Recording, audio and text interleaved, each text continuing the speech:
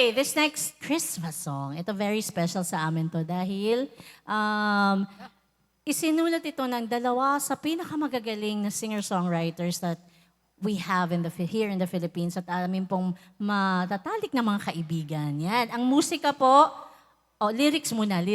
Ang lyrics ay isinulat ni Ogie Alcacid. Yes, singer-songwriter Ogie Alcacid. Siyempre, ang music naman ay sinulat ng walang iba kundi si Jose Marie Chanta Claus. Yeah, so si Tito Joe asked us to record this sa kanyang 2012 na Going Home to Christmas album. So nandun kami as part of his Christmas album. Tapos nanalo ito ng 2013 sa Awit Awards ng Best Christmas Recording. So, Yay. thank you, Lord.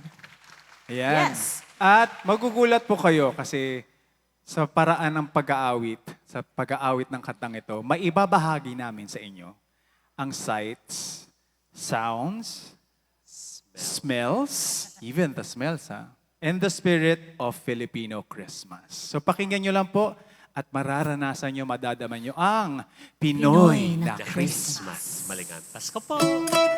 Ayun na nga. Pinoy na Ayun Pinoy. nga. Bagay sa bili natin na Pinoy na Pinoy. Rondalia yan. I think may fundraiser, no? Yung billboard kanina. Going home to Christmas. Ano to? Manda 11.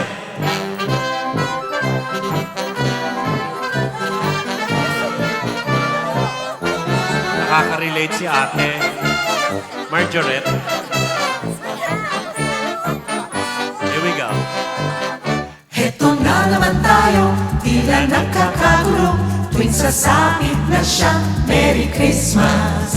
Libo ang kamag-anak, kay daming inaanak, magtatago tiyak, Merry Christmas. Kay saya ng mga reunion, nandyan ang kaldereta at lechon. Nagsasama-sama, away ay limot na, ang kapuso, kapatid at kapamilya. Tayo ay sadyang ganyan, ang pagmamahalan, ganyan lang ang Pinoy na Christmas.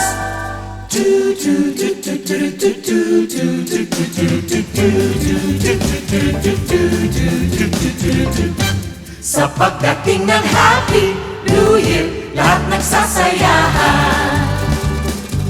Panibagong pag-asa na ang darating sa bawat pamilya.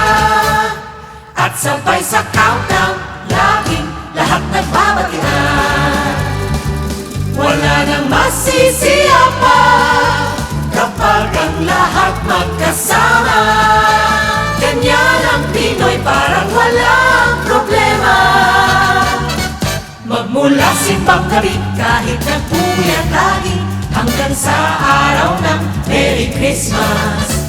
Tsokolate at pulburot, bibingka at puto-bukbok, sari-sari ang handa, Merry Christmas. At pagsapit na ng Noche Buena, hindi pwedeng walang queso de bola.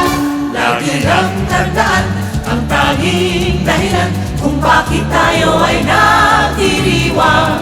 Ito ang araw ni Jesus, isinilang sa mundo. Ito ang ating Merry Christmas. Tayo ay sadyang ganyan, ang pagmamahalan, ganyan lang ang Pinoy na Christmas. Pinoy na Christmas. Pinoy na Christmas. Pinoy na pop pop pop pop. Yay!